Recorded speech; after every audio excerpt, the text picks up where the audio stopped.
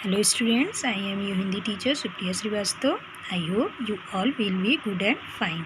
Students, इसके पहले chapter में आप लोगों को भाषा और व्याकरण पढ़ाया गया था।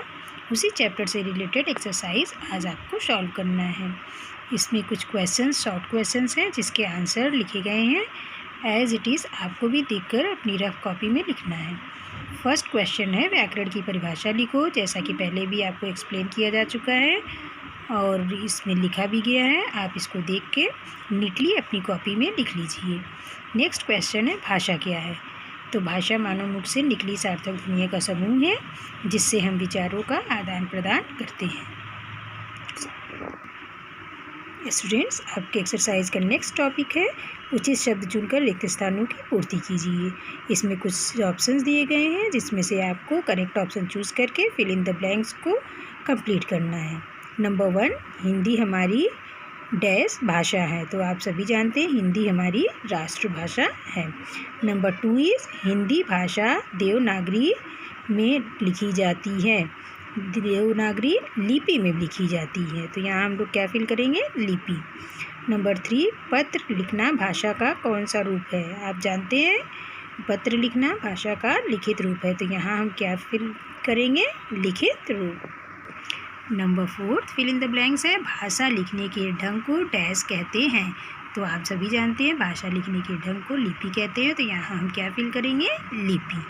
एंड नंबर 5 इज़ व्याकरण में डैश विभागों का अध्ययन किया जाता है। तो व्याकरण में 3 विभागों का अध्ययन किया जाता है। पहला है वर्ण, दूसरा है शब्द और तीसरा है वाक्य विचार। इसके बाद आपका नेक्स्ट क्वेश्चन है, सही कथन के सामने सही का चिन्ह लगाओ और गलत कथन के सामने गलत का चिन्ह लगाओ। नंबर 1 है, भाषण भाषा का मौखिक रूप है। तो ये सही है क्योंकि भाषण में हम मुख से बोलते हैं, इसलिए भाषा का मौखिक रूप है।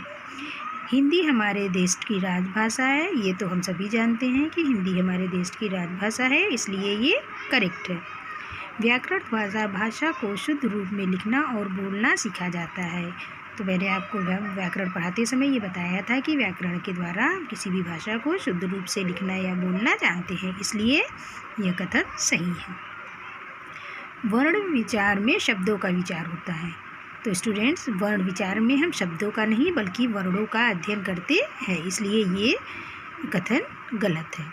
हिंदी भाषा रोमन लिपि में लिखी जाती है। हिंदी भाषा रोमन लिपि में नहीं बल्कि देवनागरी लिपि में लिखी जाती है, इसलिए यह कथन गलत है।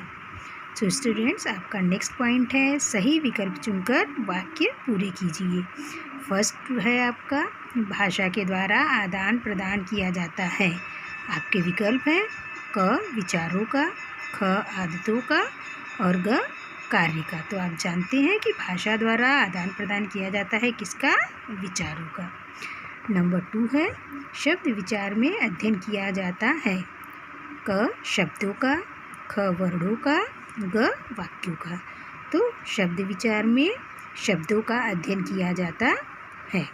नंबर 3 है, नेताजी का जन्म सभा में भाषण देना भाषा का रूप है।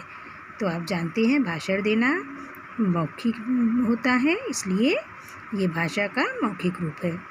नंबर 4 है, व्याकरण भाषा को शुद्धता प्रदान करता है। नंबर 5, हमारी सबसे प्राचीन भाषा है। तो आप सभी जानते हैं कि हमारी सबसे प्राचीन भाषा संस्कृत है और इसी संस्कृत भाषा से ही सभी भाषाओं का जन्म हुआ है। तो स्टूडेंट्स, जैसा कि मैंने आपके सारे प्रॉब्लम सॉल्व कर दिए हैं, इसी तरह आप भी देखकर बिल्कुल शुद्ध और स्पष्ट शब्दों में अपने सारे होमवर्क रफ कॉपी में कर लीजिए। Okay students.